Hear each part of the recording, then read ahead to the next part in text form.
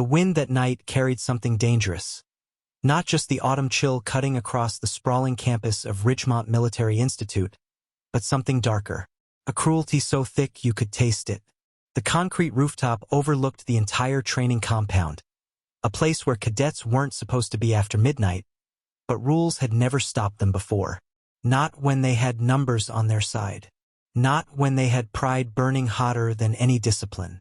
Captain Alessandra Reeves stood alone beneath the starless sky, the darkness swallowing everything but the pale glow of their flashlights.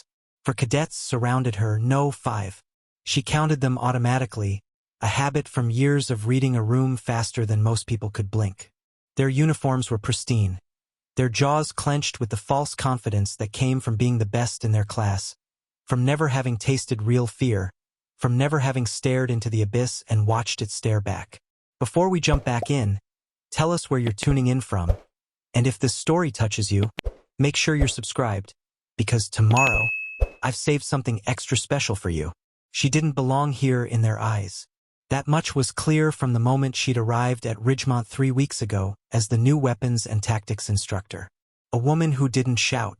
A woman who didn't puff her chest out like a peacock. A woman who wore her rank like it was something she'd rather forget. To them, she was soft and proven. A quota higher. Political correctness with a heartbeat. You think you're better than us? One of them spat. His name was Drake Ashford, and he had the kind of face that suggested he'd never been told no in his entire life. Tall, broad-shouldered, with the build of someone who'd spent 4 years in the gym perfecting an image of invulnerability. Behind him stood Keegan Walsh, whose father was some hotshot military contractor. Then there was Jaden Cross, the quiet one, the dangerous one, though none of them recognized it yet. And 2 others whose names Alessandra had learned but whose faces blurred together in a symphony of mediocrity and entitlement. I don't think anything, Alessandra replied quietly, her voice steady as stone. I'm just here to teach you. But that wasn't what they wanted to hear. They wanted her to fight back. They wanted her to scream. They wanted to see her break, to prove that their worldview was correct, that strength was noise, that power was dominance, that a woman in combat fatigues was a punchline waiting for a setup. Teach us. Drake laughed, and it was the kind of laughter that cuts rather than amuses. Cruel. Intentional. The sound of someone who had decided, without hesitation or doubt, that another human being was beneath them. You can't teach us anything. You're a joke. A distraction. Half the cadets here are questioning whether they should even listen to a woman barking orders. Alessandra didn't respond. She'd learned long ago that silence was a weapon far more powerful than words. It unsettled people. It created space for their own ugliness to echo back at them. But they couldn't read silence. They mistook it for fear. Yeah, she's scared, Keegan said, stepping closer.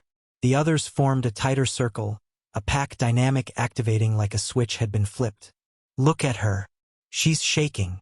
She wasn't shaking. Every muscle in her body was controlled, every breath measured. But they couldn't see that. What they saw was what they wanted to see. A victim. Target.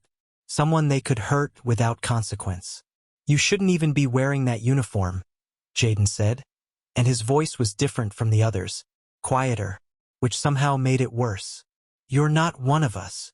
Alessandra looked at him, really looked at him, and in that moment, she saw it. The thing that made him dangerous wasn't cruelty for cruelty's sake. It was conviction. He actually believed what he was saying. He'd been fed a story his whole life about what a soldier should be, and she didn't fit that narrative.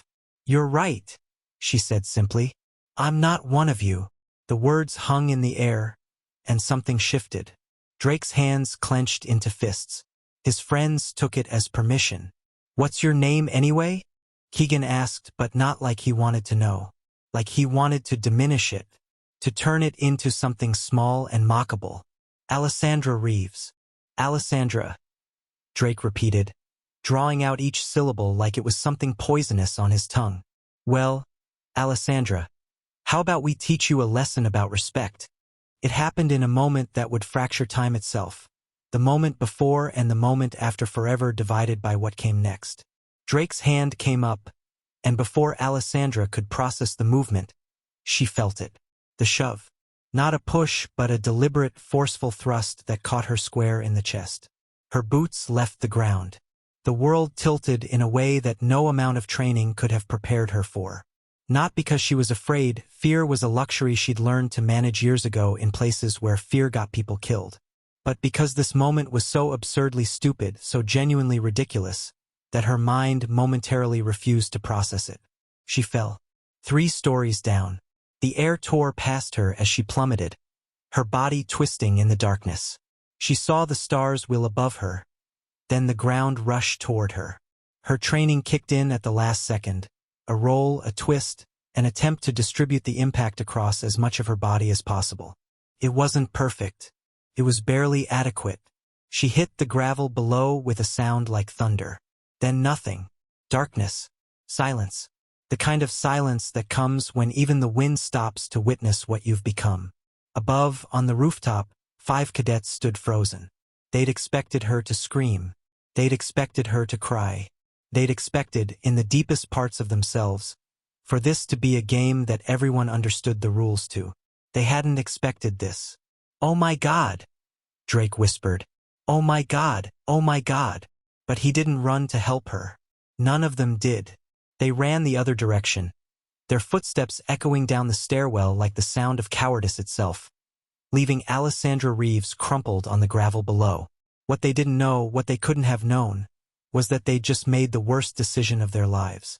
Because Alessandra Reeves wasn't dead, and she was about to teach them what it actually meant to be broken. The infirmary lights were too bright. Everything at Ridgemont was designed to be austere, functional, stripped of anything that might comfort weakness. Even the fluorescent panels overhead seemed to judge you for being injured enough to need medical attention. Alessandra Reeves lay on the medical bed, her ribs wrapped so tightly she could barely breathe. Dr. Edmund Voss, the Institute's chief medical officer, stood over her with an expression caught between disbelief and professional concern. He'd been working at military institutions for 32 years, and he'd never seen someone walk away from a 3-story fall with just bruised ribs, a fractured collarbone, and a concussion. "You're remarkably fortunate," he said for the 3rd time, adjusting the ice pack against her left shoulder. "Most people would be dead," Alessandra finished quietly. "I know." She wasn't looking at him. Her eyes were fixed on the ceiling, tracking the imperfections in the paint like she was reading a map. Her left arm was in a sling, and every breath sent sharp pains radiating across her chest. But her face remained composed, neutral, like a soldier's should be. What Dr. Voss didn't know, what almost nobody at Ridgemont knew, was that Alessandra Reeves wasn't just another instructor who'd wandered onto campus to teach weapons handling and tactical formations. The personnel file they had on record showed basic information: former military, some experience in combat operations, credentials in specialized training. Nothing remarkable. Nothing that would have raised any red flags or inspired much curiosity. The 5 cadets who'd pushed her off that roof certainly didn't know.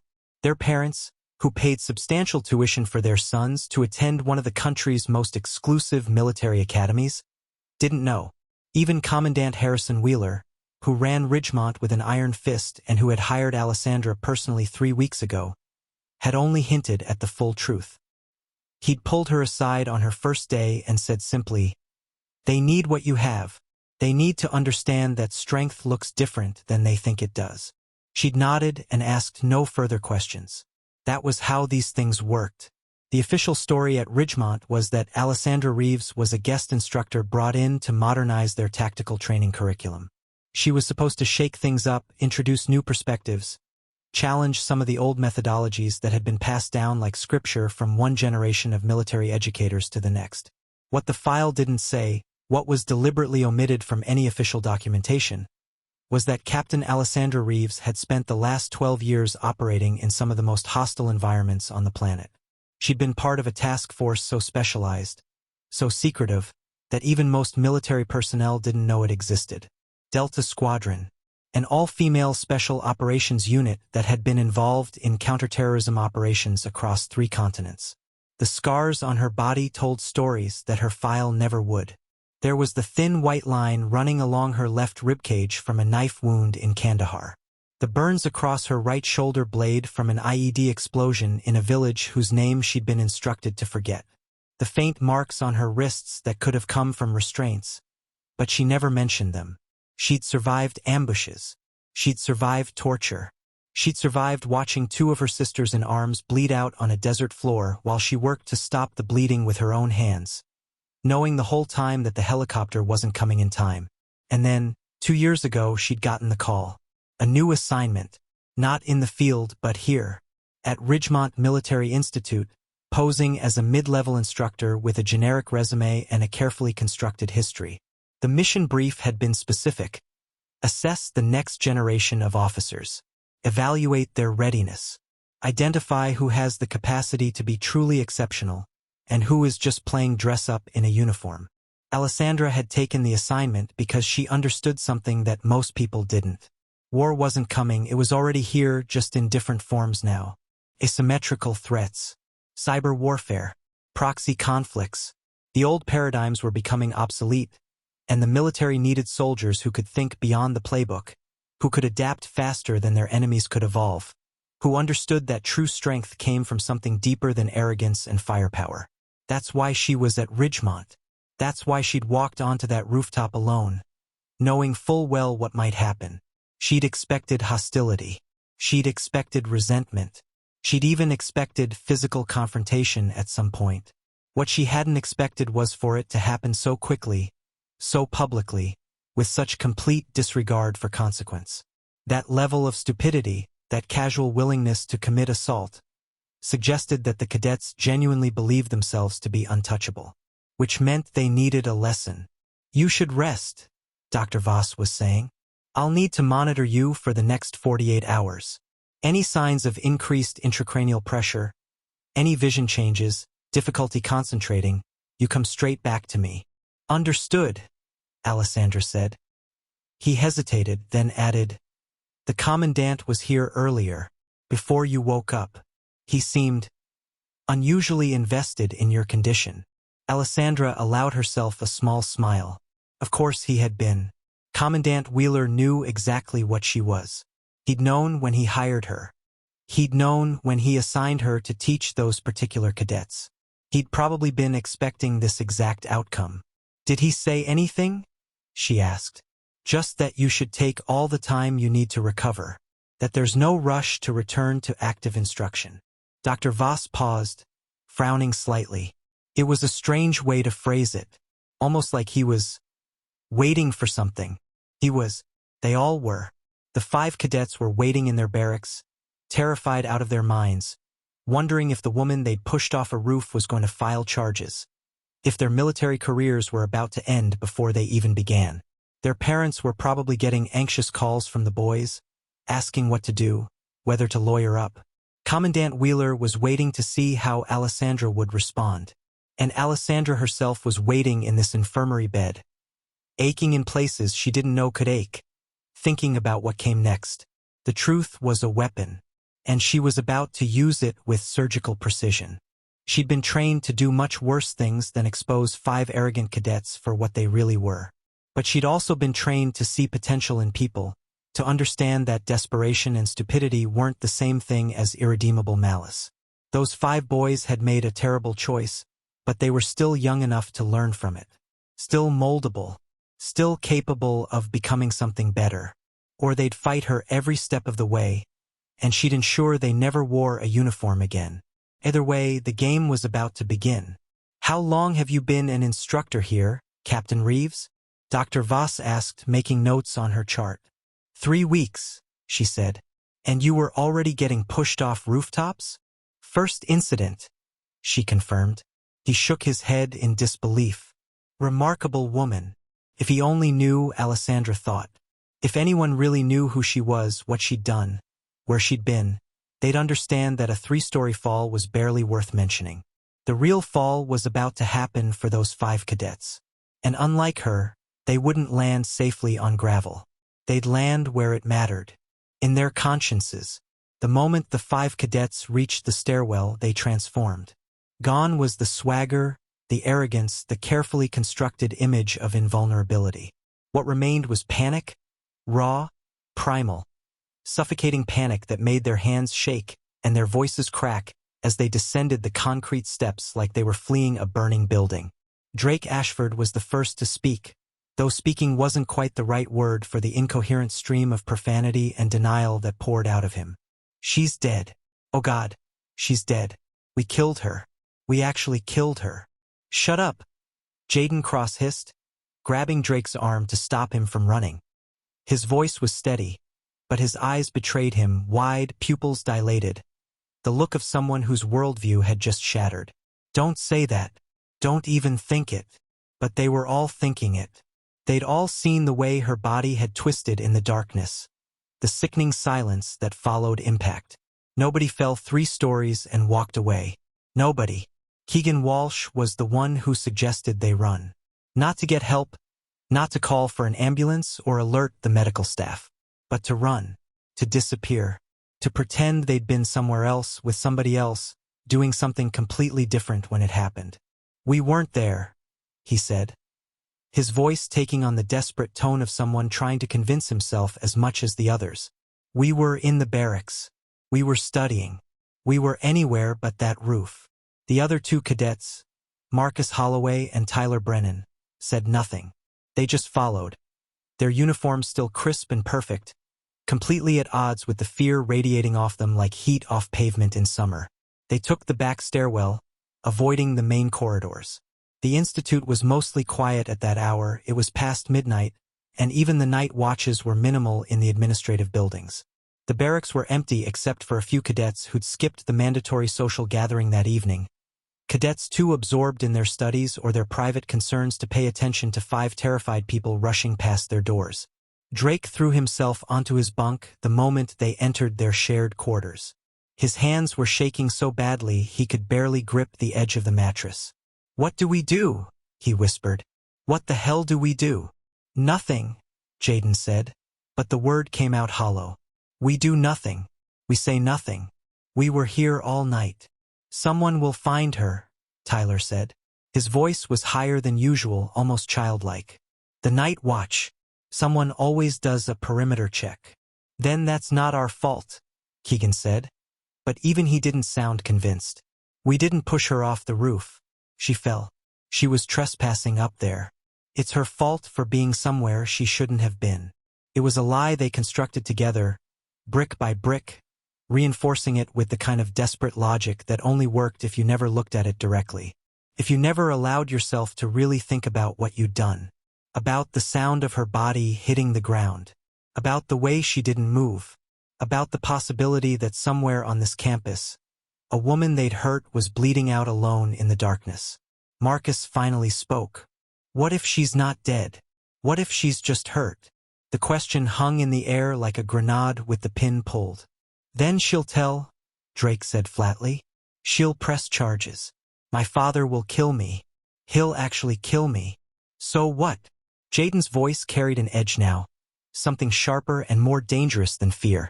"What do you want us to do, Drake? Go back? Check on her? Report ourselves?" "No," Drake said quickly. "No, of course not. I didn't mean to actually hurt her." "But you did," Marcus said quietly. "We did." The admission hung there, uncontested. They had done it. All of them. Even the 2 who hadn't laid hands on her. They'd stood there. They'd watched. They'd been part of the pack mentality that had led to this moment. The shared responsibility didn't make any of them feel better. If anything, it made it worse. Hours passed. They didn't sleep. They lay in their bunks, staring at the ceiling, listening to every sound in the barracks. Every footstep in the hallway, every door closing, every voice that might be security or medical personnel coming to arrest them. But nobody came. The night stretched on, indifferent to their terror. By dawn, they'd cycled through every possible outcome. She was dead. She was in a coma. She was awake and about to turn them in. She was dead. They'd imagined it all 100 different ways, and none of the scenarios ended well. What they didn't know, what they couldn't have known, was that Alessandra Reeves had regained consciousness almost immediately after impact. The controlled role she'd executed in those final seconds had saved her life, distributing the force of the fall across multiple points of her body rather than concentrating it in her spine or head. She'd have injuries, serious ones, but she would survive.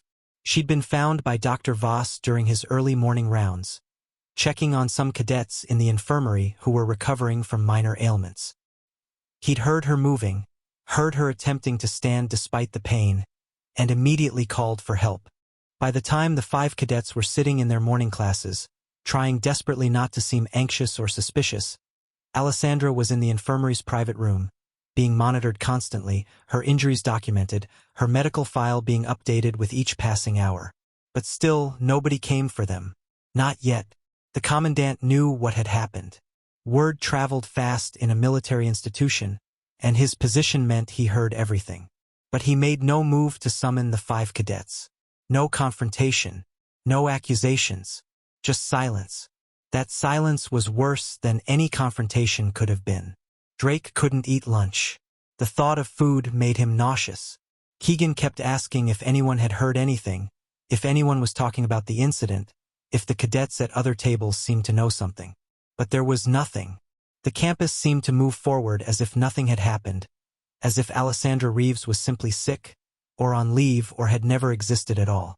By the second day, a new kind of fear set in. Not the panic of immediate consequence, but the dread of prolonged uncertainty. When would she report them? When would the commandant come? When would their lives actually fall apart? The waiting was its own kind of torture, and none of them had any idea that this, the uncertainty, the fear, the constant vigilance, was exactly where Alessandra wanted them to be.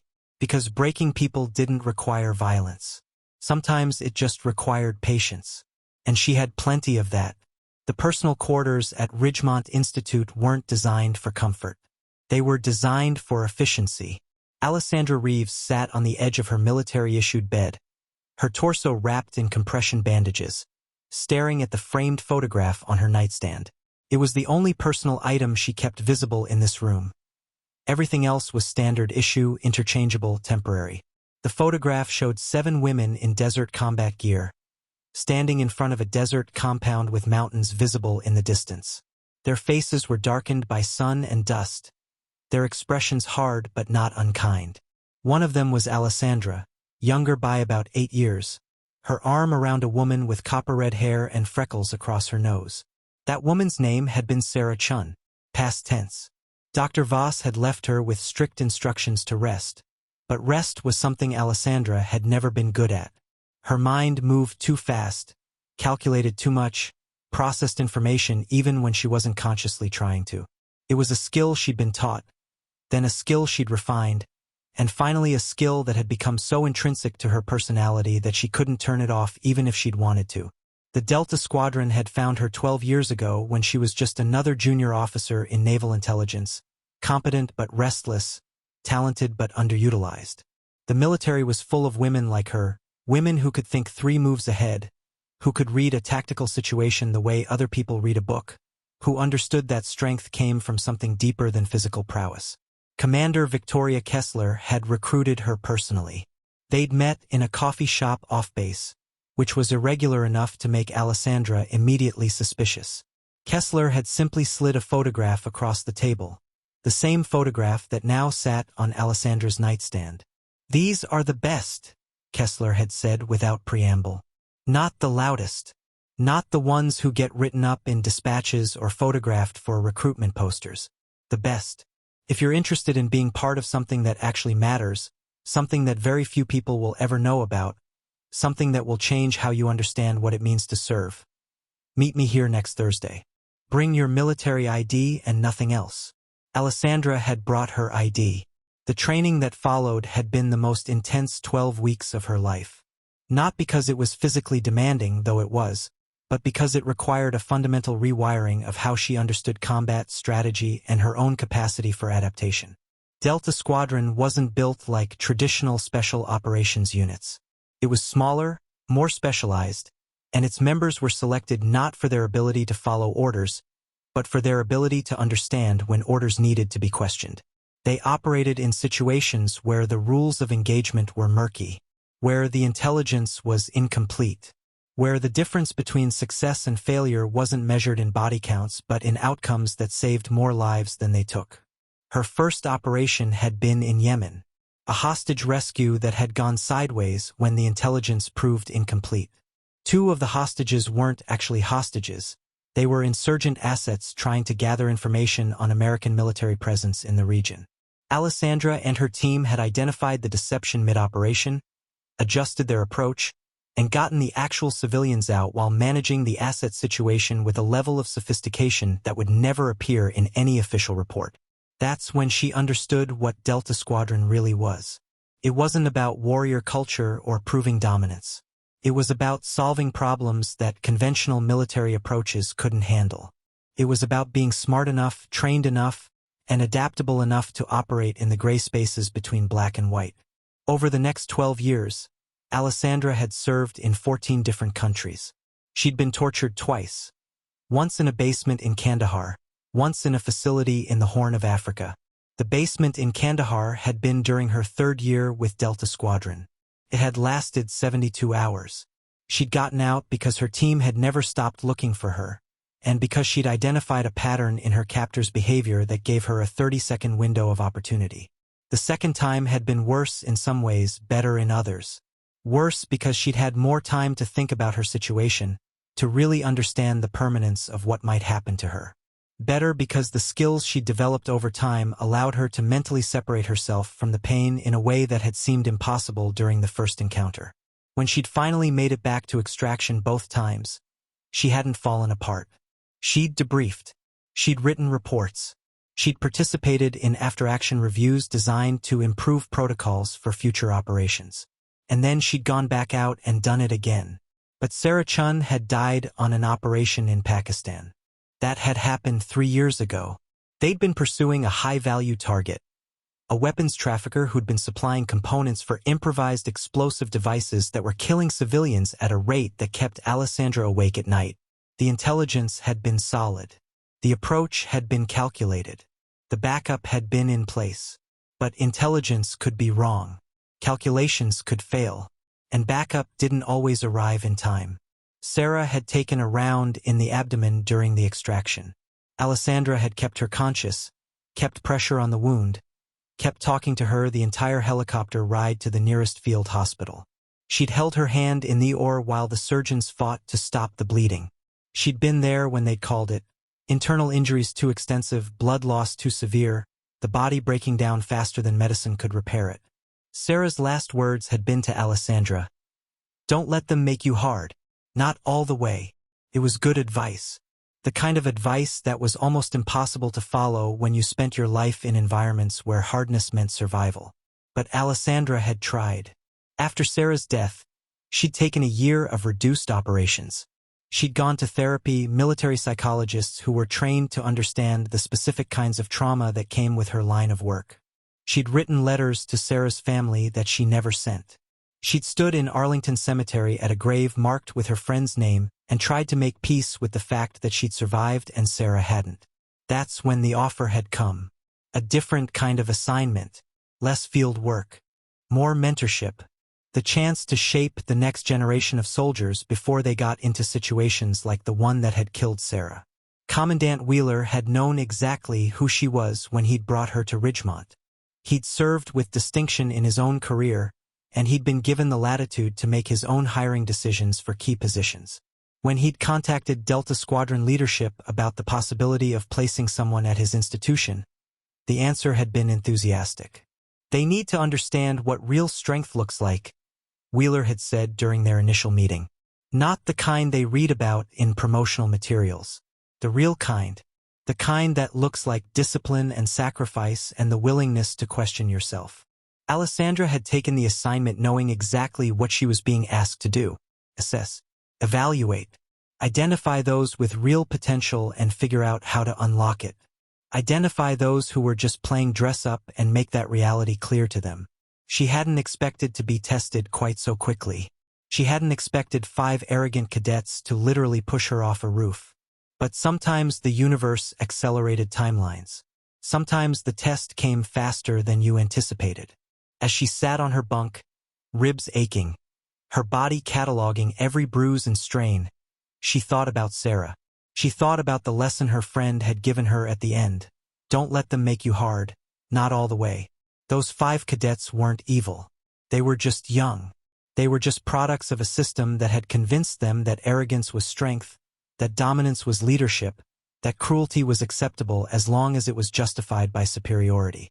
She was going to change that, not by cruelty, not by revenge, but by forcing them to confront themselves in ways they'd never had to before, by showing them that real strength looked different than they'd been taught, by becoming the mirror that reflected back everything their actions had revealed about their character. Sarah would have understood. Sarah would have approved. Alessandra reached over and touched the photograph, her fingers lingering on Sarah's face. "I'm going to teach them," she whispered. "I'm going to teach them what you should have been here to teach." Then she closed her eyes and let the exhaustion finally take her, knowing that the real work was about to begin. 3 days, 72 hours. That's how long the 5 cadets waited before anything changed. 72 hours of wondering if each morning would be the one when military police arrived at their barracks. 72 hours of sitting in classes, attempting to take notes while their hands shook. 72 hours of picking at meals they couldn't taste, of lying in bunks they couldn't sleep in, of checking the door every few minutes like it might suddenly open and their lives would end. The rumors started on the 2nd day. Someone had heard from someone else that a woman instructor had been found injured near the training grounds, that she was in the infirmary, that she might not wake up. The details varied depending on who was telling the story, growing more dramatic with each retelling, until by the evening of day 2, some cadets were whispering that she was in a coma, that she'd suffered massive internal bleeding, that the medical staff were preparing for the worst. Drake Ashford had actually vomited when he heard that version. He'd excused himself from the dining hall and made it to the bathroom just in time to lose his lunch, and for a moment, just a moment, he'd seriously considered turning himself in, confessing everything, taking the punishment because at least then the uncertainty would be over. But he hadn't. Cowardice and self-preservation had won out over conscience, which seemed to be becoming his default setting lately. Keegan Walsh had taken a different approach. He'd started researching legal implications, had spent hours in the base library looking up laws about assault, about what constituted a felony versus a misdemeanor, about whether a military tribunal would be involved or if it would go through civilian courts. The more he learned, the worse it got. They were looking at potential prison time, dishonorable discharge, the end of any military career before it even really started. Jaden Cross had become eerily quiet, more so than usual. He'd stopped participating in class discussions. He'd stopped eating with the other cadets, choosing instead to take his meals alone in his quarters. When spoken to directly, he'd respond, but with the minimum number of words necessary. There was something dangerous in that silence, something that suggested internal upheaval of a magnitude the other cadets couldn't quite reach. Marcus Holloway had developed a nervous tic. His left eye had started twitching occasionally, involuntarily spasming when he was stressed, which was basically all the time now. It had gotten so pronounced that some of the other cadets had started noticing it, had started asking if he was okay. He'd learned to wear his uniform cap lower, to angle his head slightly away from people, to minimize the visibility of the thing that was literally manifesting his guilt. Tyler Brennan had done something perhaps more dangerous than the others. He'd tried to gather information. He'd positioned himself near the medical wing, had attempted to get into conversations with orderlies and nursing staff, asking casual questions about the status of patients. It had been transparent enough that by day 3, it had become obvious that someone was actively trying to figure out whether Alessandra Reeves was alive or dead. The commandant had noticed. Of course he had. Commandant Harrison Wheeler noticed everything. He was a man who'd spent 43 years in military service, and those decades had honed his ability to read situations, to understand what was happening beneath the surface of official channels. He'd been informed within hours of Alessandra being found. He'd reviewed the security footage that had captured the incident. He'd done his own assessment of the cadets' behavior. And then he'd done absolutely nothing. No arrests, no interrogations, no official acknowledgement that anything unusual had even occurred. This was the real torture. Not punishment delivered swiftly and decisively, but the suspension of uncertainty. The limbo state between crime and consequence. On the morning of day 3, Drake couldn't take it anymore. He'd gone to the commandant's office and requested a meeting. It had taken every ounce of courage he possessed, and he was learning now that courage wasn't something he actually had in large supply, to walk to that office and knock on that door. The commandant had been sitting at his desk, reviewing documents, looking exactly like a man with absolutely nothing on his mind except routine administrative business. "Sir," Drake had said, his voice cracking, "I need to report an incident from 3 nights ago." Commandant Wheeler had looked up, his expression remaining perfectly neutral. "Yes, Cadet Ashford. I'm aware." Those 7 words had deflated Drake completely. The commandant already knew, which meant he'd probably known from the beginning, which meant everything Drake was about to confess had already been documented, analyzed, filed away in whatever internal evaluation system the military used to determine the fate of wayward cadets. "You're wondering," the commandant had continued, "why you haven't been arrested, why there hasn't been a formal investigation, why you're still walking around Ridgemont Institute in your uniform." Drake had nodded mutely. "Because," Wheeler had said, leaning back in his chair, "we're still waiting." "Waiting for what, sir?" "For Captain Reeves to decide what she wants to do about the situation. It's her prerogative, after all. Her assault. Her choice regarding how to proceed." The word had landed like a physical blow. Captain. Not instructor. Not guest teacher. Captain. Which meant rank. Which meant military status. Which meant they hadn't just assaulted a woman, they'd assaulted a superior officer. "You need to understand something, Cadet," Wheeler had continued. "The woman you pushed off a building 3 days ago is currently in the infirmary recovering from injuries sustained during that assault. She has every right to press charges. She has every right to ensure that you and your colleagues never serve in any capacity in the United States military. She has every right to make your lives very difficult indeed." "Is she?" Drake's throat had been too dry to continue. "Alive," Wheeler supplied. "Yes. Conscious? Yes. And waiting, just like you are." Drake had been dismissed without any indication of what happened next. He'd walked back to the barracks in a daze, had relayed the information to the others in whispered conversations in their shared quarters, and had settled back into the waiting. Because that's what they did now. They waited. They waited through meals. They waited through classes.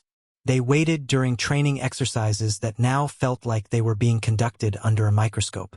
They waited in the darkness of night when sleep wouldn't come and their minds spun through every possible outcome, every potential scenario, every version of the future where they weren't soldiers anymore.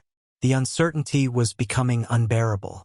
It was starting to create cracks in their unified story. Marcus had wanted to confess on day 2. Keegan had suggested they try to contact her, to see if they could make some kind of deal. Tyler had proposed that they could try to get her transferred, to force her to leave before she could press charges. But Jaden had remained immovable. "We wait," he'd said flatly. "We don't confess. We don't contact her. We don't do anything except exist exactly as we have been. If she's going to press charges, she'll press them. There's nothing we can do about that." He was right, of course. The thing that made it worse was how completely right he was.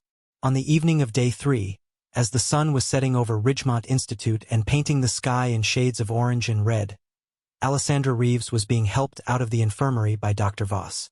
Her injuries were healing remarkably well, better than medical science could quite explain, though Voss had simply attributed it to her being in exceptional physical condition. She could move with only minimal pain now, though the bandages beneath her uniform were still necessary. She had a visitor waiting for her in her quarters. A message had been delivered by a courier from Delta Squadron leadership. "We're ready when you are," the message said simply. Alessandra smiled. The 5 cadets had no idea what was coming. They thought they understood what they were waiting for: punishment, investigation, the machinery of military justice grinding slowly toward inevitable consequence. But that wasn't what Alessandra had in mind at all. They weren't waiting for the end of something. They were waiting for the beginning of something much harder. The assembly bell rang at 0600 hours on the morning of day 4. Not the usual morning bell that called cadets to breakfast or physical training. This was the emergency assembly bell, the one used for all-hands briefings, significant announcements, or situations that required the entire cadet body to report to the training grounds immediately. Drake, Keegan, Jaden, Marcus, and Tyler heard it with a synchronous spike in their heart rates. This was it. This was the moment they'd been dreading since their feet had hit the gravel after pushing Alessandra Reeves off that roof. This was the reckoning they'd spent 72 hours constructing mental fortifications against. They dressed in their dress uniforms without speaking. Each movement felt like it was happening in slow motion. The fabric seemed heavier than usual. The buttons took forever to fasten. When they made their way to the training grounds along with the other 473 cadets at Ridgemont Institute, their bodies felt disconnected from their minds, like they were watching themselves from somewhere outside their own skin. The training grounds were enormous. A sprawling expanse of carefully maintained grass and gravel, surrounded by low training structures and observation stands. Normally, cadets were scattered across it during exercises, moving with purpose and energy. But today they were being organized into perfect formation. Rows, columns, precision that would have been impressive if it wasn't so unsettling. Commandant Wheeler stood on a raised platform at the north end of the field, his posture rigid, his expression unreadable. Next to him stood several other senior officers, men and women whose presence at a simple assembly was unusual. There was Colonel Richardson from Operations, Major Hayworth from Strategic Command, and several others whose faces Drake didn't immediately recognize. But there was one more person on that platform. First, she looked small. Not physically, her frame was clearly athletic and well-proportioned, but small in the context of that moment, that place, that gathering. She wore dress blues, the formal military uniform, and as she stepped forward into the morning light, the first hint of what was coming became visible. The medals, rows of them, spanning across her chest in a constellation of ribbons and decorations that immediately drew the eye and held it. Drake found himself staring, unable to look away, unable to quite process what he was seeing. Those medals meant something significant, something that went far beyond the credentials of a guest instructor teaching basic weapons handling. The commandant's voice boomed across the training grounds, amplified by the outdoor sound system, so that every cadet could hear him with perfect clarity. Cadets of Ridgemont Military Institute. As you are aware, we have recently welcomed a new instructor to our faculty. I want to take this moment to formally introduce her to the entire Corps in her official capacity. Formal capacity. Not guest capacity. Not temporary capacity. Official capacity. Captain Alessandra Reeves, Wheeler continued, his voice carrying the weight of an official announcement, is not only an instructor here at Ridgemont. She is a decorated military officer with extensive experience in specialized operations. The word hung in the air. Specialized. Not standard. Not conventional. Specialized. Captain Reeves has served with distinction in multiple theaters of operation across 3 continents. She is a veteran of Operation Sentinel Storm, Operation Desert Veil, and Operation Falcon Talon. She has been awarded the Silver Star for Valor in Combat, the Bronze Star with Valor Device, the Purple Heart, and numerous commendation medals for her service to this nation. The commandant paused, allowing his words to settle, allowing them to sink in, allowing every cadet on that field to fully understand the magnitude of what was being said. She is here at Ridgemont because we believe that the next generation of military officers needs to understand what real strength looks like. Not the kind found in promotional videos or recruitment posters. Real strength. The kind earned through sacrifice, discipline, and an unwavering commitment to the values that define the military. Alessandra stepped forward. She moved with a grace that belied the injuries she'd sustained just 4 days earlier. Her dress blues were immaculate, her posture perfect, her expression neutral but somehow containing multitudes. Her eyes scanned the crowd of cadets, and when her gaze passed over Drake, over Keegan, over Jaden, over Marcus, over Tyler, it felt like a physical touch, like she was cataloging them, recording them, making note of their presence at this moment. "You may be wondering," Wheeler said, "why I'm introducing Captain Reeves to you in this formal manner. The reason is simple. 4 nights ago, an incident occurred on the academy grounds. An incident that resulted in Captain Reeves sustaining injuries. An incident that involved several cadets who appear to have misunderstood what it means to be a soldier, what it means to demonstrate strength, and what it means to respect the uniform." The color drained from Drake's face. Around him, he could sense the other cadets beginning to understand that something significant had just happened. Whispers were starting to ripple through the formation. Eyes were turning, trying to identify which cadets the commandant was referring to. "Those cadets," Wheeler continued, his voice hardening, "pushed Captain Reeves off a 3-story structure. They assaulted a superior officer. They believed that their arrogance and numbers gave them the right to harm someone they considered weaker." The field went completely silent. Not the kind of silence that comes from people not speaking, but the kind of silence that comes from people not even breathing. The kind of silence that suggests a collective holding of breath, a collective pause in the universe. What they didn't understand, the commandant said, was exactly who they were assaulting. Alessandra took another step forward.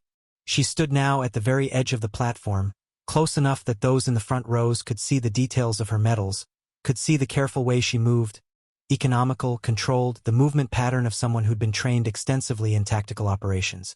"I am Captain Alessandra Reeves," she said, her voice cutting through the morning air with surprising clarity for someone not using amplification. "I am a combat veteran. I have survived ambushes, captivity, and situations that would break most people. I have carried the bodies of fallen soldiers. I have made decisions that cost lives and saved lives in equal measure.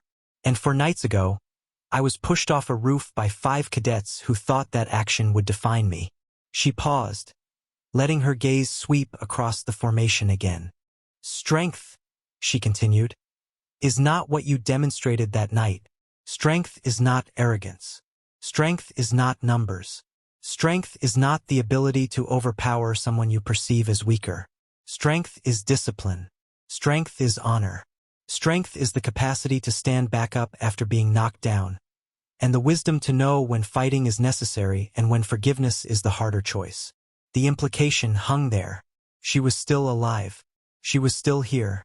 And by standing on that platform, by making this public announcement, she was making a choice about how to proceed. "The cadets responsible for this assault will report to my office immediately following this assembly," Alessandra said.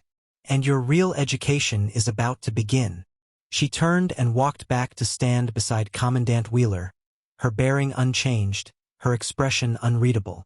But in that moment, as she stood in her dress uniform with her medals gleaming in the morning sun, she was no longer an instructor. She was something far more significant. Preparing and narrating this story took us a lot of time. So if you are enjoying it, subscribe to our channel. It means a lot to us. Now back to the story. She was a reminder that strength looks different than expected. A reminder that quiet competence is more dangerous than loud arrogance. A reminder that sometimes the person you underestimate is the one who will change your entire understanding of what it means to be a soldier. Drake felt his knees weaken. Around him, he could sense the same realization hitting Keegan, Jaden, Marcus, and Tyler. They hadn't just assaulted an instructor. They'd assaulted a decorated combat veteran. They hadn't just made a terrible mistake. They'd crossed a line that, in the military, separated normal consequences from consequences that could reshape their entire lives. The assembly continued with other announcements, other administrative details, but none of it registered. The 5 cadets stood in formation, feeling the weight of 473 sets of eyes, feeling the whispers starting, feeling the knowledge that their names were about to become associated with the most significant moment in Ridgemont's recent history. When the assembly was dismissed, they didn't move immediately. They stood in formation long after the other cadets had begun filtering away, waiting for the order that would direct them to Captain Reeves's office, waiting to find out exactly what real education meant. Alessandra's office was sparse, utilitarian. There were no personal photographs on the walls, no decorations that suggested comfort or warmth, just a desk, 4 chairs arranged in a semicircle facing her, a filing cabinet, and a single window that looked out over the training grounds. The 5 cadets filed in silently, their dress uniforms suddenly feeling restrictive, their breathing shallow and controlled in the way that only comes when a person is fighting the urge to panic. Drake was first through the door, followed by Keegan, then Jaden, Marcus, and Tyler. They took the seats in the order they'd entered, waiting in complete silence for Alessandra to speak. She didn't immediately. She simply sat behind her desk, her posture impeccable, her hands folded in front of her, and regarded them with an expression that was impossible to read. The silence stretched. Seconds became a minute became 2. It was a classic psychological tactic. Let the tension build, let the uncertainty grow, let the anticipation of confrontation become almost unbearable. Drake found himself sweating. His collar felt too tight. His hands were shaking so badly he had to grip his knees to keep them still. Finally, Alessandra spoke. Cadet Ashford, Cadet Walsh, Cadet Cross, Cadet Holloway, Cadet Brennan.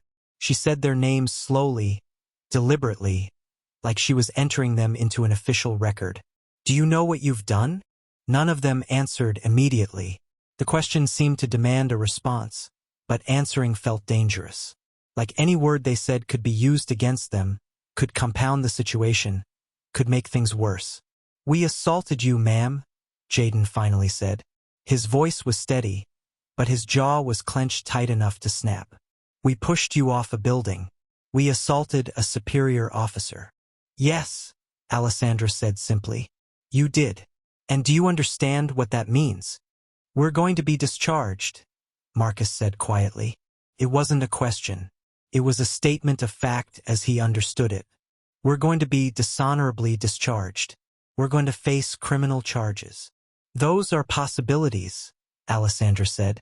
Under military law, assault of a superior officer is a serious crime.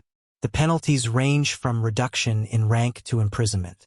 In a civilian court, you could be looking at felony charges. Your military careers would be over before they began. You would carry this on your records for the rest of your lives. The weight of her words settled over them like a physical thing. This was real. This wasn't theoretical or hypothetical. This was the actual trajectory of their futures if she chose to pursue it. I could make that happen, Alessandra continued. All 5 of you. I have witnesses. I have security footage. I have my own testimony as an officer in the military. The case would be straightforward. You would be convicted. Your lives would be altered permanently. Drake felt something break inside him. His eyes started to water. He was trying to hold it together, trying to maintain some shred of military bearing, but it was slipping away. He was 22 years old, and he just realized that his life could be over before it really started. But, Alessandra said, and the word stopped Drake's internal collapse before it could fully manifest. That's not what I'm going to do. Keegan's head snapped up. Tyler actually made a small sound, something between a gasp and a sob. Jaden's expression didn't change, but his knuckles went white as he gripped the arm of his chair. You assaulted me because you were taught to believe that strength is arrogance, Alessandra said. You thought that dominance was leadership. You thought that cruelty was acceptable as long as it was justified by superiority. I could punish you for those beliefs and that would be easy. That would be satisfying, at least for a moment. But it wouldn't teach you anything. She stood, walking around to the front of her desk, leaning against it casually, like she was about to have a conversation with friends rather than addressing 5 cadets who just assaulted her. So instead, you're going to train with me, all 5 of you, for the next 6 months. I am your entire world. You will wake when I tell you to wake. You will eat what I tell you to eat. You will train where I tell you to train. You will push your bodies to limits you didn't know existed. And in the process, you're going to learn what real strength actually looks like. Ma'am, Drake said, his voice cracking. We're sorry. We're so sorry. We didn't mean to. I don't care what you meant to do, Alessandra said, and her voice was sharp now, cutting like a blade. What you meant to do is irrelevant. What matters is what you actually did. What matters is how you respond to the consequences. What matters is whether you have the capacity to learn from this moment or whether you're going to spend the rest of your lives making excuses for your actions. She paused, letting her gaze move from cadet to cadet, holding each one for just long enough to make it clear that she was addressing them individually as well as collectively. "For nights ago, I made a choice," she continued. "I could have reported you through channels. I could have let the military justice system handle this. Instead, I chose mercy. Not because you deserve it, not because what you did was acceptable, but because I've learned that people sometimes need a chance to become better versions of themselves. I'm giving you that chance." Marcus raised his hand slightly, a gesture of asking permission to speak. Alessandra nodded. "What if we refuse?" Marcus asked quietly. "Then you face the charges. Court-martial, prison, dishonorable discharge. A permanent mark on your record that will affect every employment opportunity for the rest of your lives. You'll be walking reminders that assault of a superior officer has consequences." She let that sink in for a moment. "But you won't refuse," Alessandra said with absolute certainty. "Because underneath all that arrogance, underneath all that false bravado, you understand on some level that you're being given something you don't deserve. A second chance. An opportunity to become something better than what you are right now." Jaden shifted slightly in his chair. "What happens after the 6 months?" he asked. "That depends on you," Alessandra said. "If you prove that you've learned something, if you demonstrate that you understand what true strength means, then this ends. You graduate. You move on with your military careers. You become better officers and better people." "And if we don't?" Tyler asked. "Then the original charges are filed. And you face the consequences you should have faced 4 nights ago." The implication was clear. This wasn't mercy. This was a test. A 6-month probationary period where they had to prove, through action and behavior and fundamental shifts in how they understood the world, that they were worth saving. "I need to know right now," Alessandra said, straightening from her desk. "Are you in, or are you facing charges? You have 5 minutes to decide. Decide together because you're going to succeed or fail as a unit. You assaulted me as a group. You're going to learn as a group." She walked to the window, her back to them, giving them privacy for their deliberation even though she could almost certainly hear every word they said. For a moment there was silence. Then Drake started to speak, his voice breaking. He wanted to do it. He wanted the chance to make this right, or at least to try. Keegan agreed, though his legal mind was clearly calculating the risks and benefits of the arrangement.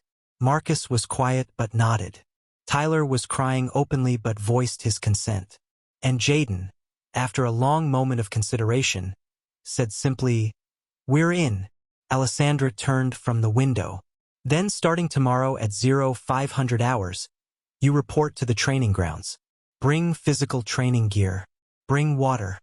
Bring the capacity to question everything you think you know about yourselves." She paused at the door to her office as they stood to leave.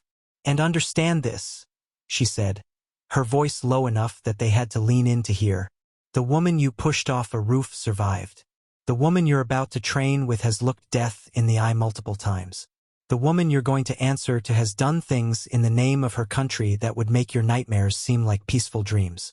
You're about to meet a version of me that I usually keep hidden, because usually I'm trying to be civil. But for the next 6 months, civility is off the table. What's on the table is truth. Raw, brutal, unfiltered truth about what you are and what you need to become." She opened the door. "Get out of my office. And don't come back unless I summon you. Tomorrow at 0500, the real work begins." They filed out in silence, and as they walked back toward the barracks, each of them understanding that the easy part, the fear, the uncertainty, the waiting was over. The hard part was about to start. The first morning came at 0500 hours with no warning bell, no gradual awakening, no mercy. Alessandra herself arrived at their barracks before dawn and used a training whistle so loud it seemed to shake the walls.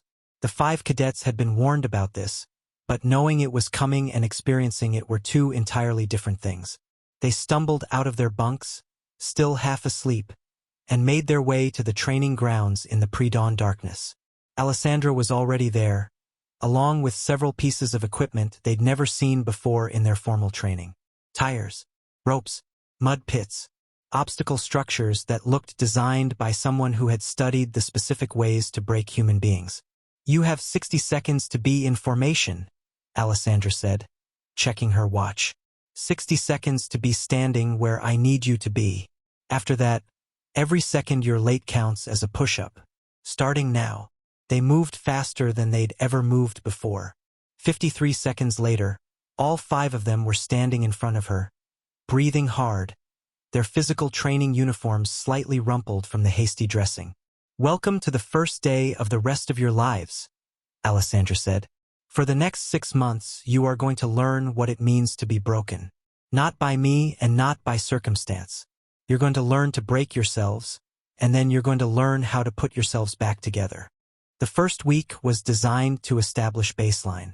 Not to push them to the limit, but to establish where their limits actually were. Alessandra ran them through a series of physical tests, time sprints, distance runs, strength assessments, endurance challenges. She documented everything: how fast they could run, how many push-ups they could do, how long they could hold a plank, how much weight they could carry. Then she established targets. Targets that were approximately 20% beyond what they demonstrated they could achieve. "This is where you're going to live for the next 6 months, she told them. "In that space between what you think is possible and what actually is possible. Every day you're going to push past what you thought was your limit. And every day you're going to fail. And every day you're going to try again." By the end of the first week, Drake's hands were covered in blisters that had formed and popped and reformed. Keegan had strained something in his shoulder that made it difficult to lift his arm above his head. Marcus was experiencing stomach issues from the dramatically increased caloric intake and intense physical exertion. Tyler's feet were covered in fluid-filled blisters, and Jaden had developed a deep muscle soreness that made every movement painful. They would have quit. If they could have, they would have stopped, reported back to their barracks, accepted the charges and the court-martial and the dishonorable discharge. But Alessandra had anticipated that moment, that temptation, and she'd made sure they understood what quitting actually meant. So instead of quitting, they suffered through. The second week, she added the mental component. Not just physical punishment, but cognitive challenges. She had them solve tactical problems while sleep-deprived. She had them make decisions while under stress. She had them work together on scenarios where individual achievement meant nothing. Only team success mattered. It was during this week that something started to shift. It was subtle at first. A comment from Keegan to Marcus about his improving form. A moment where Tyler helped Drake across a particularly difficult obstacle because he'd found a technique that worked. The first instance of Jaden stopping a teammate mid-movement to correct their stance. Not in a mocking way, but in a genuinely helpful way. Alessandra noticed everything, and she adjusted her approach accordingly. The third week, she started telling them stories. Not during training, training was sacred, a space reserved for pushing themselves, but during the brief recovery periods. She'd sit on the edge of the training grounds and talk about her experiences. She talked about the moment she realized she couldn't save everyone, but she could still save someone. She talked about the difference between surviving and thriving. She talked about Sarah Chun, though she didn't use her name. Just a teammate who understood what real strength meant. By week 4, the physical transformation had become visible.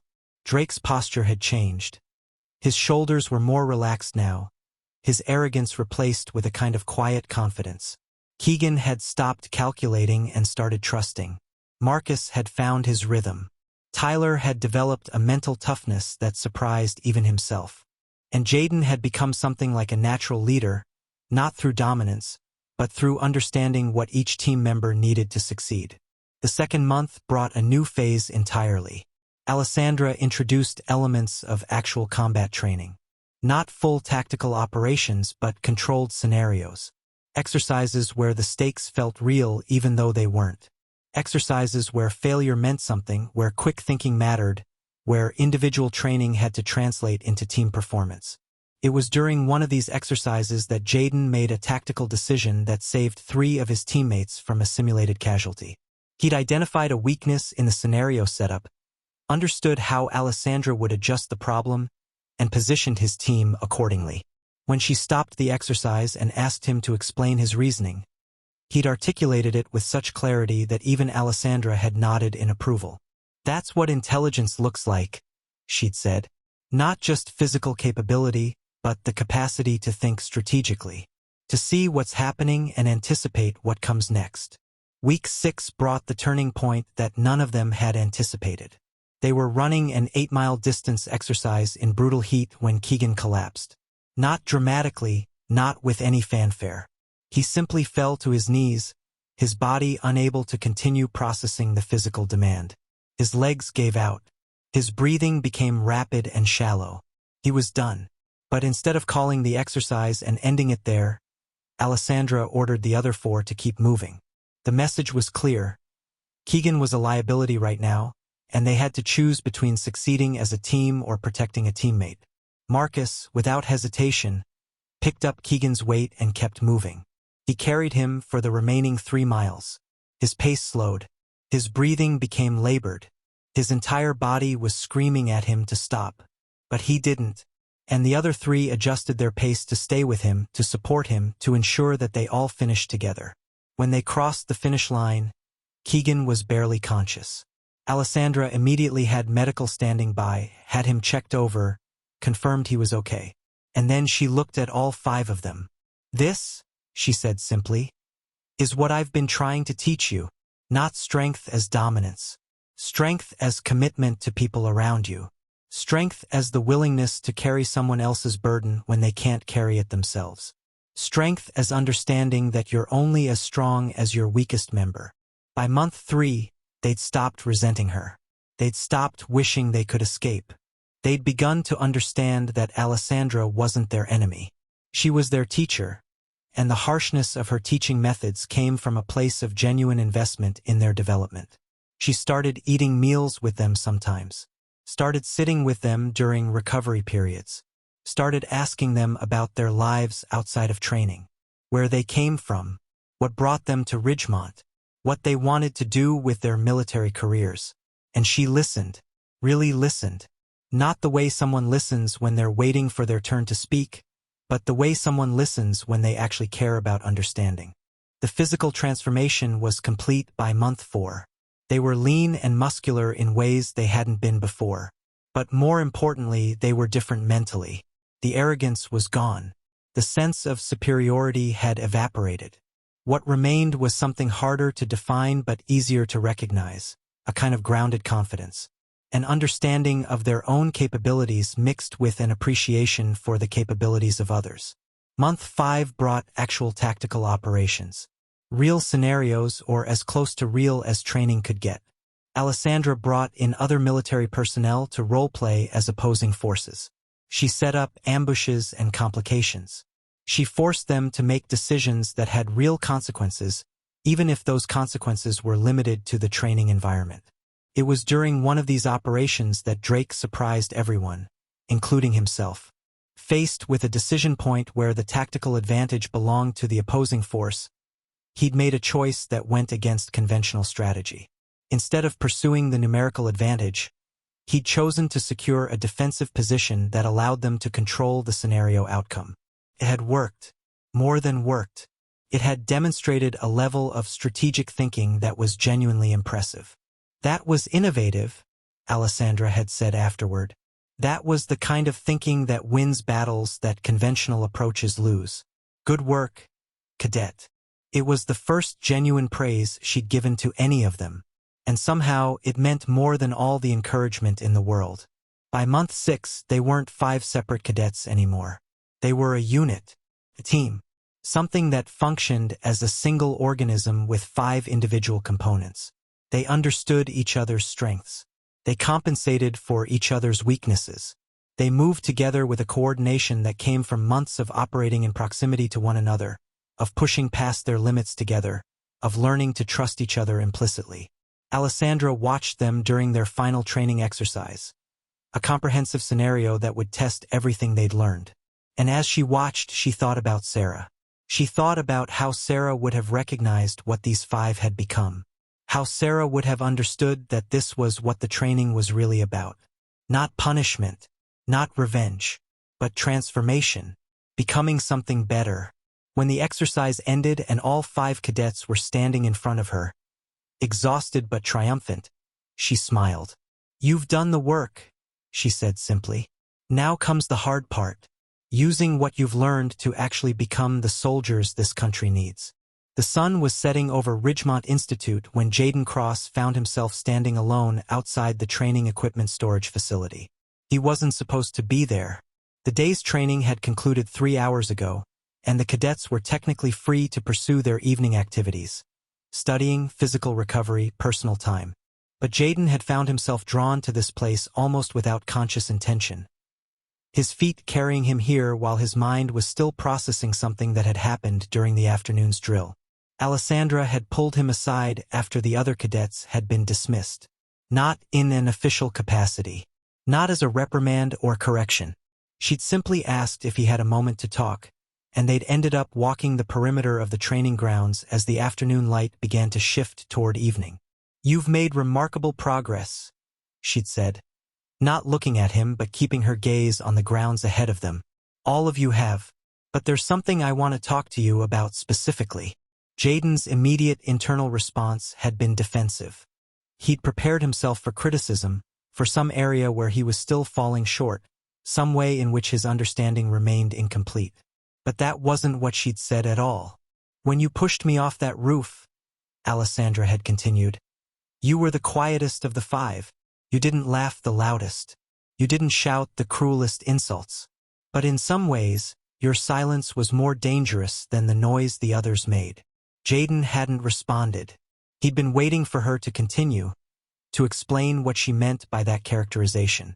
"Silence," she'd said, "can be a form of complicity, can be agreement without words. It can be permission without explicitly granting it. You allowed that assault to happen through your passive participation." The words had hit harder than any physical punishment Alessandra had inflicted during the training months. "But," she'd added, and Jaden had felt something shift in the tenor of the conversation. "Silence can also be a form of strength. These past 6 months, I've watched you move from silence born of weakness, the silence of someone afraid to speak up, to silence born of confidence. The silence of someone who understands enough to listen more than they talk." She'd stopped walking and turned to face him directly. "You have the capacity to be a truly exceptional officer," she'd said.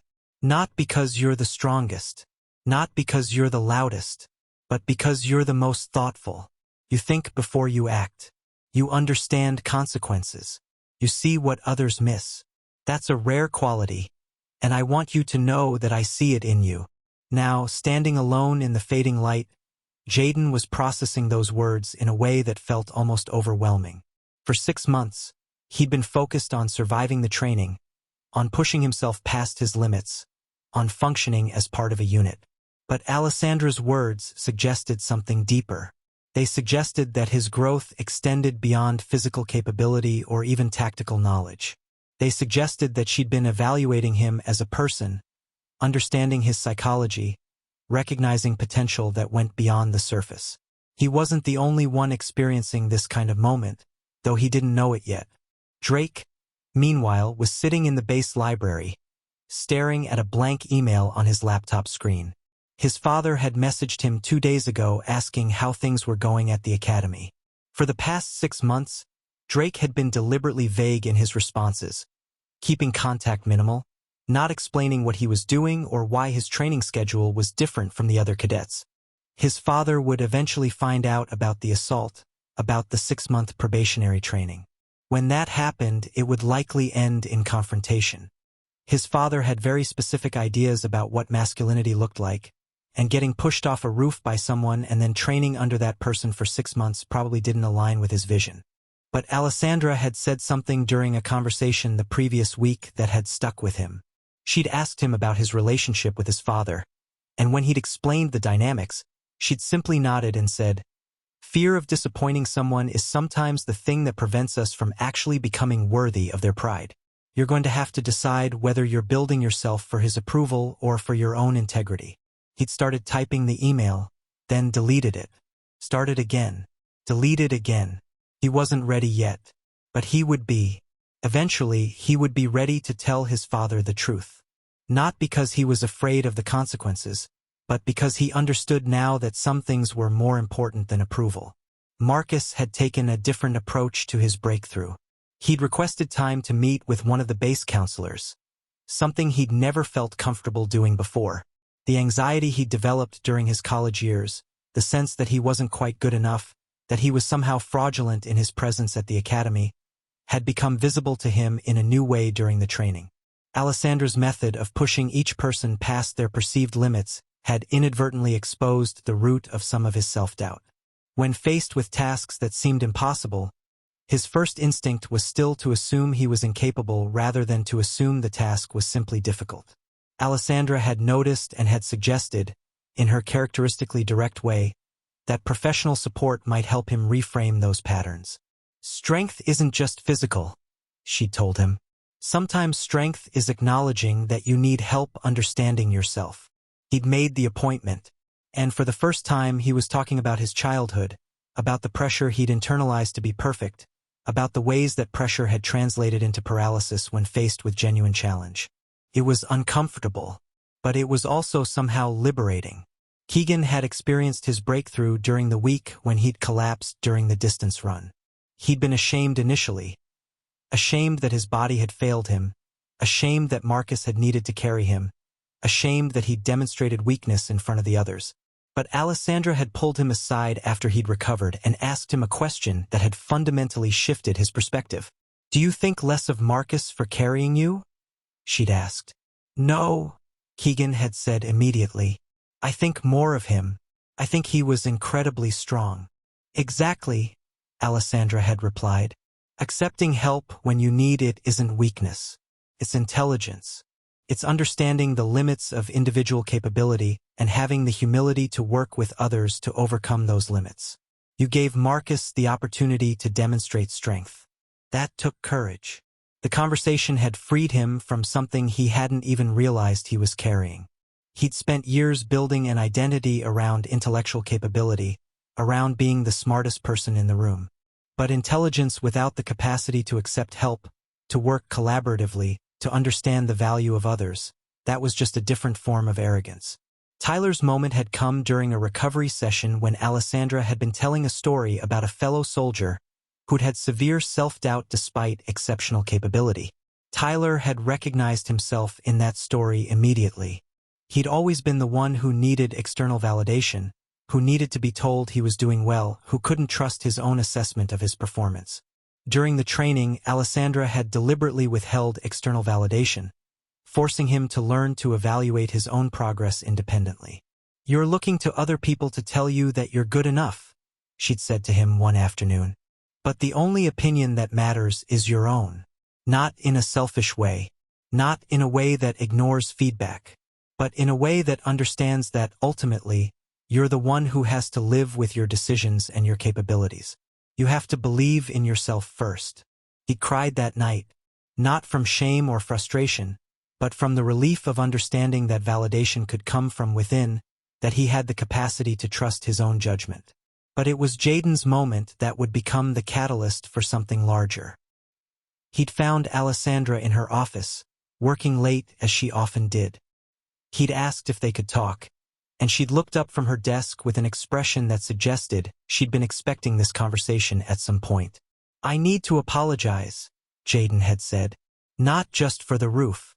I mean, yes for that, but also for something else." Alessandra had gestured for him to sit. "During the training," Jaden continued, "I learned that my silence has power. I learned that I can influence outcomes without being loud about it. But for the first 4 weeks of training, I used that understanding to influence the other cadets to give up. I was subtly discouraging them. I was using my quiet authority to suggest that we wouldn't make it, that it was pointless. I was pulling them down with me because I was afraid to push myself up." The admission hung in the air between them. "I know," Alessandra said simply. "You know?" Jaden wasn't sure if he'd heard her correctly. "Of course I know. I watch everything. I see how you communicate, what you say, what you don't say, the way you move your body. By week 3, I understood exactly what you were doing. I was waiting to see if you'd recognize it yourself. Why didn't you say anything? Because sometimes people need to see their own patterns before they can change them. If I told you, you would have denied it or made excuses. You had to arrive at that understanding yourself.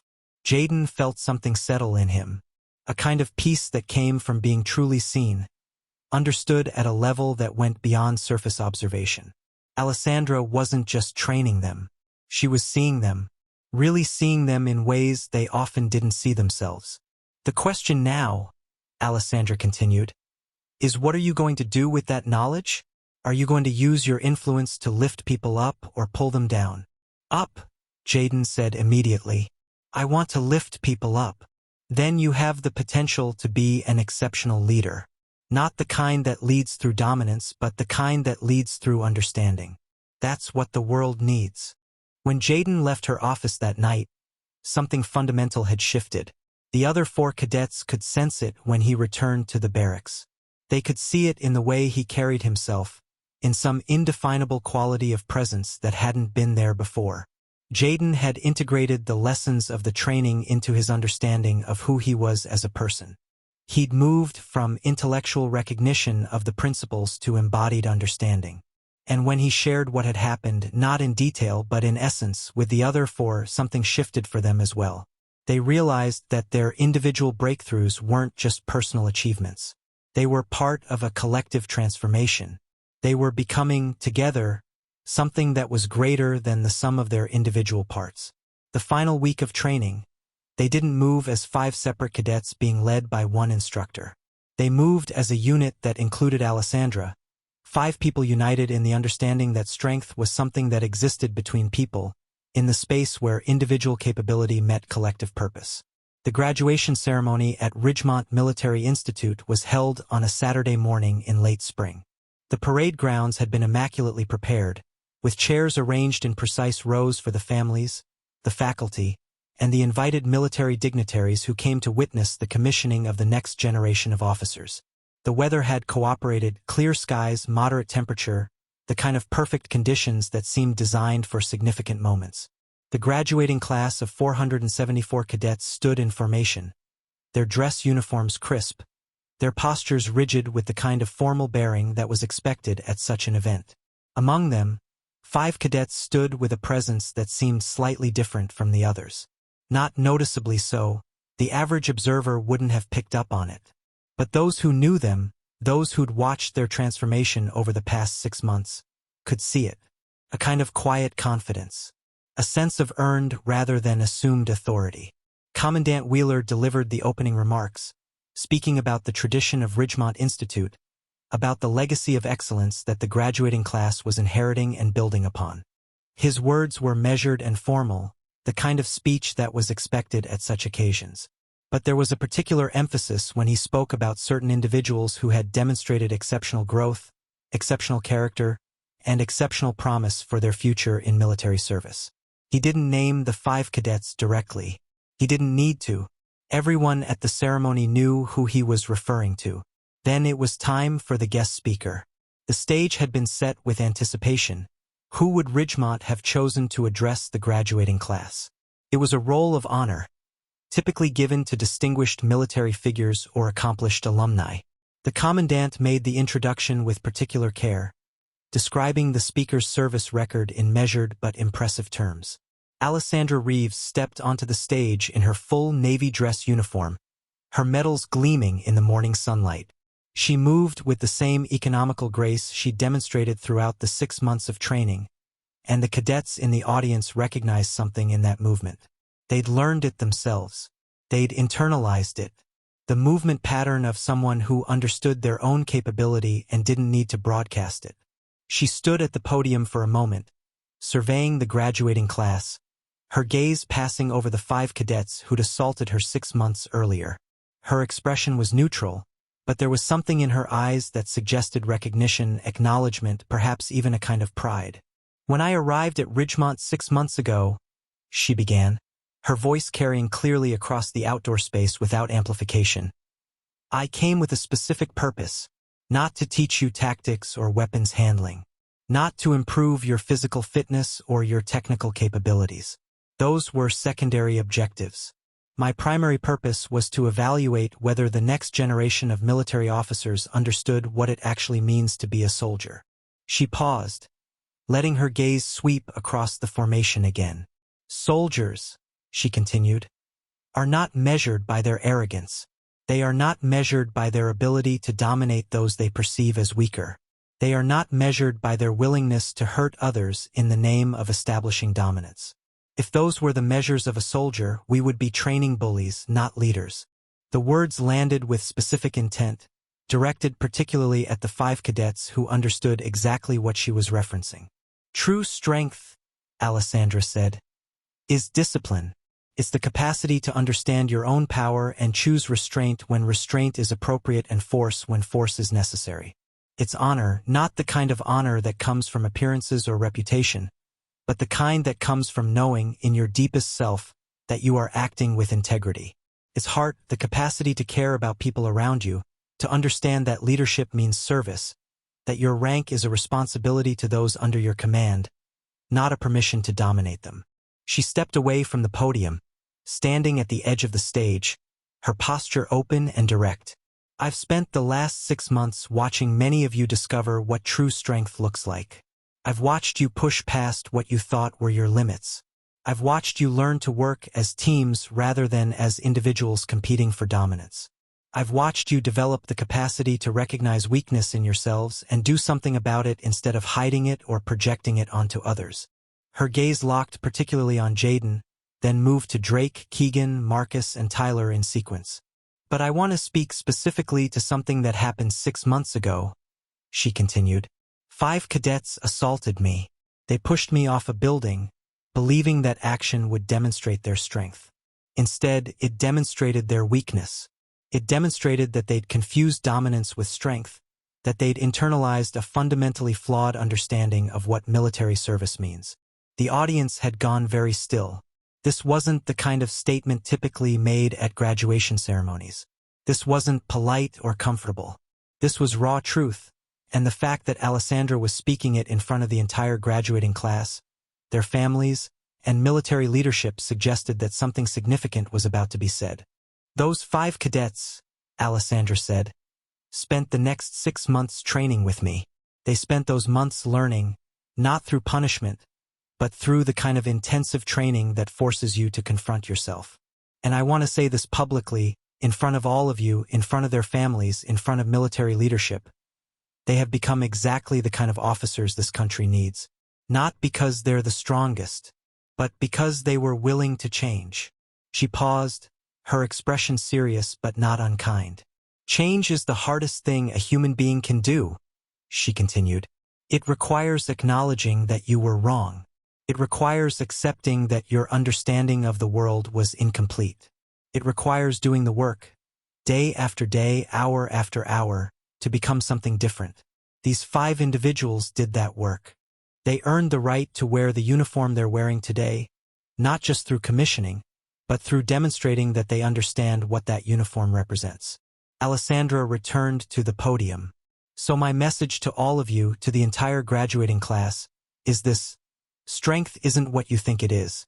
Power isn't what you've been taught it is. The most powerful thing you can be is someone who understands themselves deeply enough to recognize when change is necessary, and who has the courage to pursue that change regardless of how difficult it becomes. If you can do that, if you can be that, then you will become the soldiers this nation needs. Not soldiers who dominate through fear, but soldiers who lead through understanding, who serve through commitment, and who understand that the uniform you're wearing is a responsibility, not a privilege. She looked directly at the 5 cadets one final time. I'm proud of you, she said simply. Not because you're perfect, but because you chose to improve. And that choice, repeated over time, is what builds character. That choice is what builds leaders. I salute you. She brought her hand to her forehead in a crisp military salute, holding it for a moment before lowering her hand. The gesture reverberated through the audience. Military members in attendance understood the significance. She was offering formal recognition to enlisted officers. More than that, she was publicly endorsing them as worthy of the roles they were about to assume. The graduation ceremony continued with the formal commissioning of officers, with the presentation of diplomas and certificates, with the pomp and circumstance that accompanied such occasions. But something had shifted. The 5 cadets who'd gone from arrogance to awareness to genuine transformation had been publicly acknowledged not as reformed transgressors, but as examples of what real growth looked like. When the ceremony concluded and families were gathering to congratulate the newly commissioned officers, Drake found himself approached by his father. For 6 months, Drake had been dreading this conversation. He'd known that eventually the story would come out, that his father would find out about the assault and the probationary training. But as his father stood before him, his expression unreadable, Drake was surprised by what came next. "That woman on the stage," his father said. "The one who spoke about the 5 cadets. That was about you." Drake nodded, not trusting himself to speak. His father was silent for a moment. Then he said, "You pushed a decorated officer off a building." "Yes, sir," Drake said. "And instead of being discharged, you trained with her for 6 months." "Yes, sir." His father looked at his son with an expression that was complex, containing disappointment but also something else. Something that might have been respect. "That took more courage than the assault," he said finally. "Accepting punishment, doing the work to change. That took real strength. It wasn't absolution, but it was something. It was acknowledgement that change had value, that growth mattered, that transformation was possible." Similar conversations were happening with the families of the other 4 cadets. Keegan's parents, who'd been prepared to defend their son in legal proceedings, were instead hearing about a young man who'd learned humility and the value of collaboration. Marcus's mother, who'd worried that her anxiety-prone son would be broken by military training, was seeing someone who'd learned to trust himself. Tyler's father, who'd expected disappointment, was discovering a son who developed internal confidence. And Jaden's family was simply proud to witness the commissioning of an officer who understood leadership at a deeper level than most. Alessandra stood to the side of the graduating class, watching as families embraced their newly commissioned officers. Her work at Ridgemont was technically complete. 6 months of intensive training, the graduation ceremony, the public acknowledgement, all of it had concluded. She would return to her regular duties with Delta Squadron, would move on to other assignments, other missions. But something in these 5 cadets would stay with her. They represented what she'd hoped would be possible, the transformation of arrogance into awareness, the conversion of cruelty into compassion, the possibility that people who started from a place of fundamental misunderstanding could, with the right intervention and enough sustained pressure, become something genuinely good. As she watched them, she thought about Sarah. Sarah, who would never commission as an officer. Sarah, who would never stand on a parade ground in dress uniform. Sarah, who died believing that the next generation of soldiers needed to understand what real strength meant. This was her legacy. This was Sarah's legacy. Not in the grand public sense, but in the small ways that 5 individual human beings had chosen to become better, to understand more deeply, to lead with integrity instead of dominance. Alessandra pulled out her phone and took a photograph of the 5 cadets standing together, their uniforms pristine, their postures reflecting the training they'd received, their faces showing the quiet confidence of people who'd done hard work and emerged transformed. She sent it to Delta Squadron leadership with a simple message: "Mission accomplished." Then she put her phone away and allowed herself a small smile. The real work was just beginning for these 5 officers. But they would carry with them the understanding of what true strength meant. And that understanding would ripple outward, touching everyone they led, everyone they influenced, everyone they taught. One decision, multiplied by 5 people, expanded into an organization, spreading across an entire military culture. That was how real change happened. Not through grand gestures or dramatic moments, but through individual transformation that eventually became collective transformation. Alessandra Reeves had learned that lesson long ago, in deserts and war zones and moments of profound darkness. And now, watching 5 newly commissioned officers take their first steps into their careers, she understood that the lesson would continue, would spread, would become part of the fabric of the next generation of military service. That was worth everything. 6 months had passed since graduation. 6 months since Alessandra Reeves had stood on that stage and delivered her speech about what true strength meant. 6 months since 5 newly commissioned officers had taken their first steps into their careers, carrying with them an understanding of military service that went deeper than rank or medals or the external markers of power. Alessandra sat in her quarters at the military facility where Delta Squadron was based. It was a modest space, nothing like the quarters afforded to officers of higher rank. But then again, she'd never been particularly interested in the material trappings of her position. The room contained what was necessary: a bed, a desk, a small sitting area, and on the desk, prominently displayed, was a letter. It had arrived 2 weeks ago, forwarded through official military channels. The envelope bore a military postal mark from somewhere in Southeast Asia. Inside was a single sheet of paper, handwritten in careful, deliberate script. The letter was from Cadet Jaden Cross, or rather from Officer Jaden Cross, as he was now properly titled. "Ma'am," the letter began, "I'm writing to you from deployment. I know you asked us not to contact you after commissioning, but I felt this was important enough to warrant an exception. I wanted you to know that the lessons you taught us have followed me into actual service. More than that, they've transformed how I understand my role as an officer. During our first week deployed, I witnessed something that would have infuriated me before training with you. Another officer, someone with higher rank than me, was being aggressively dismissive to one of the enlisted personnel under our command. The old version of me would have either stayed silent or confronted the situation through pure opposition. But because of what you taught me, I understood that change happens through understanding, not through force. I asked to speak privately with that officer. I listened to what was driving his behavior. It turned out he was dealing with some serious personal issues, and his stress was manifesting as aggression. Once I understood that, once I approached him with curiosity instead of judgment, he was open to changing his approach. Within days, the dynamic with the enlisted personnel shifted completely. I realized in that moment that your training wasn't just about teaching us physical capability or tactical skill. It was about teaching us to see people, to understand them, to lead with the kind of intelligence that comes from genuine understanding rather than the kind of dominance that comes from force. I wanted you to know that this works, that what you taught us isn't just theory or philosophy. It's practical, applicable, and it changes outcomes. I also wanted you to know that I think about that moment on the roof, the moment I pushed you, multiple times a week, not with shame anymore, but with gratitude. Because you took that moment of profound stupidity and transformed it into an opportunity for growth. You could have destroyed us. Instead, you built us. I don't know if you believe in legacy, ma'am, but you've created one with us. We're carrying your lessons forward. We're teaching the people under our command what we learned from you. And slowly, that understanding is spreading. One officer at a time. One team at a time. Changing the culture from the inside. Thank you for not giving up on us. Thank you for seeing potential in people who seemed, at the moment, to have very little. Respectfully, Officer Jaden Cross.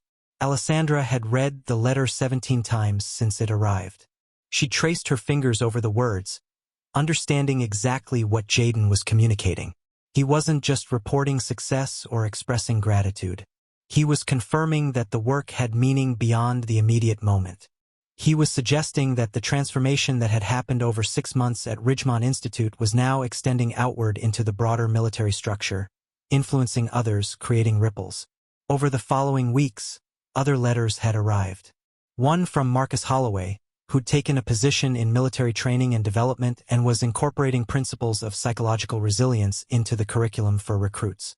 One from Tyler Brennan, who'd struggled initially with confidence but had discovered that his internal validation, once developed, was unshakable, and he'd been promoted ahead of schedule because of his stability in high-stress situations. One from Drake Ashford, who'd written simply to say that his relationship with his father had improved dramatically, that his father was proud of him not for the assault or the training, but for the humility he'd developed. Keegan Walsh hadn't written, but Alessandra had seen his name in a military intelligence briefing. He'd distinguished himself through innovative problem-solving in a complex tactical situation. His refusal to rely solely on his own intelligence, his willingness to collaborate with others, his capacity to ask for help when needed, All the things he'd learned during those 6 months were translating into exceptional performance. But it was a different kind of message that had affected her most deeply. It had come from the Delta Squadron command structure, a classified briefing that noted, in official military language, that the training methodology Alessandra had developed for the 5 cadets at Ridgemont was being considered for implementation across other military institutions. That her approach to transformation, combining physical challenge with psychological understanding, pushing people past their perceived limits while simultaneously offering mentorship and genuine investment in their development, was showing measurable results in officer development programs. They wanted her to formally document her methodology. They wanted her to train other instructors in her approach. They wanted her to potentially oversee a new division focused on officer development and character formation. It was, in many ways, everything she might have wanted professionally. Recognition, validation, the opportunity to expand the scope of her work far beyond 5 cadets at one military academy. But as Alessandra sat in her quarters, holding Jaden's letter, reading it for the 18th time, she felt something more complex than professional satisfaction. She felt the weight of Sarah Chen's presence. She felt the understanding that some things couldn't be planned or predicted, that sometimes the most meaningful work was the work that emerged from crisis and vulnerability and the willingness to see potential in people when they couldn't see it in themselves.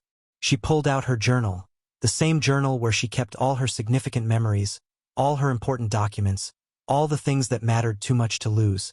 She found the entry from the day after the assault on the roof. She'd written then, "They didn't understand what they were attacking. They didn't recognize strength because they'd never seen it without arrogance attached. Now I have to decide what to do with that moment. Do I punish them? Or do I teach them?" She turned to a fresh page and began to write. 6 months have passed. The 5 cadets who assaulted me have graduated and entered active service. In the time since, I've received communications confirming that the training worked, that the transformation was real, that they've integrated the lessons into their understanding and are now teaching others what they learned. This is what Sarah would have wanted. Not revenge, not dominance, but transformation.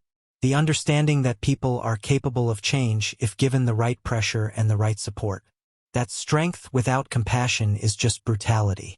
That true leadership means seeing people, really seeing them, and understanding what they're capable of becoming. I spent 12 years with Delta Squadron. I've done things I'm not proud of. I've made decisions that cost lives. I've survived things that broke me in ways that took years to understand and process.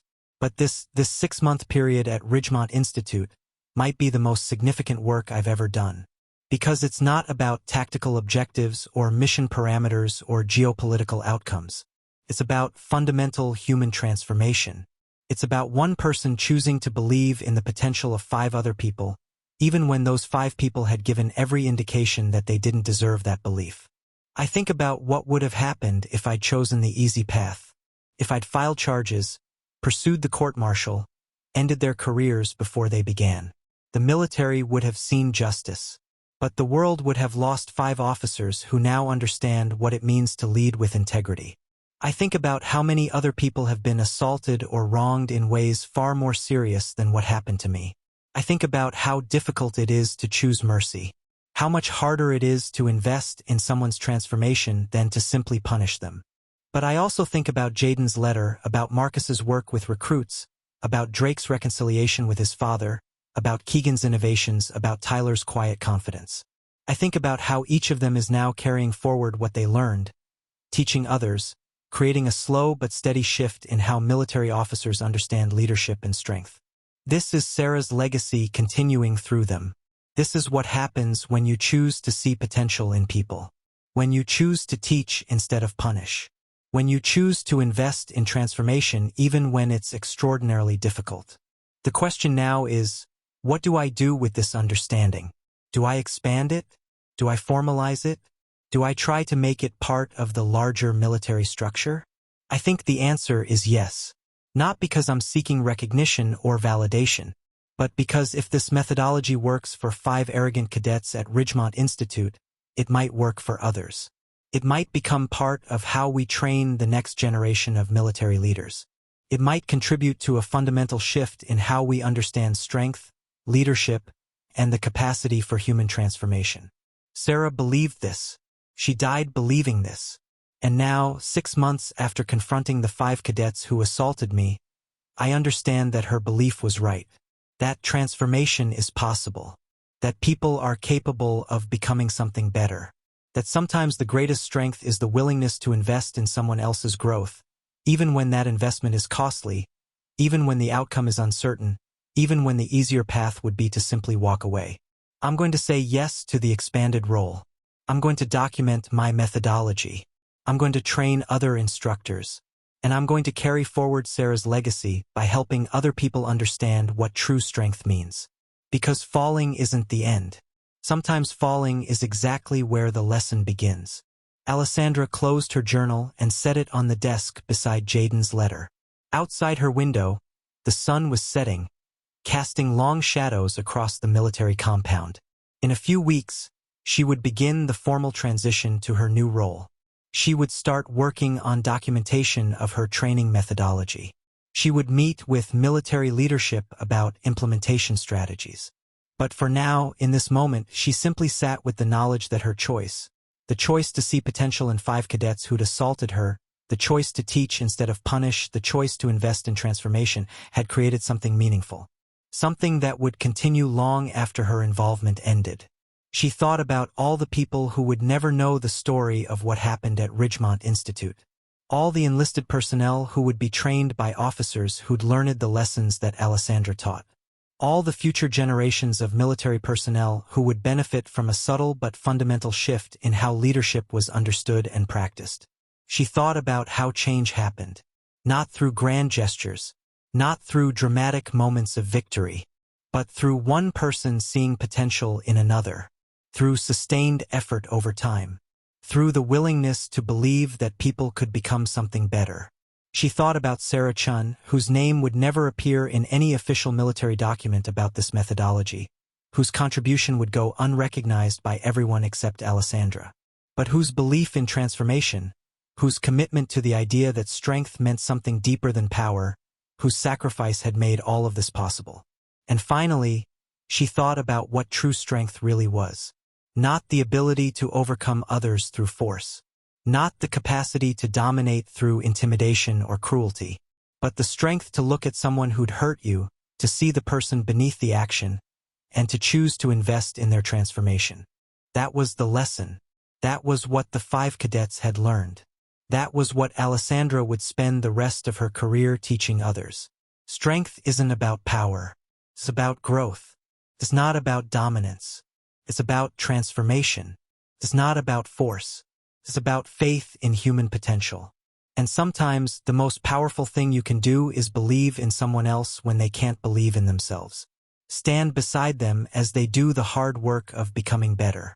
And trust that their transformation will ripple outward, touching lives you'll never directly encounter, changing the world in ways you'll never fully see. That was the real mission.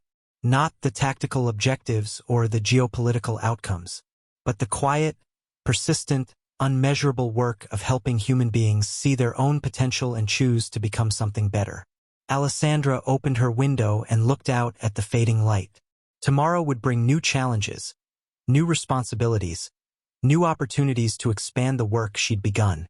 But tonight, she simply allowed herself to rest in the knowledge that her choice, one choice made 6 months ago, had created the possibility for meaningful transformation. And that was enough. Up next, you've got 2 more standout stories right on your screen. If this one hit the mark, you won't want to pass these up. Just click and check them out.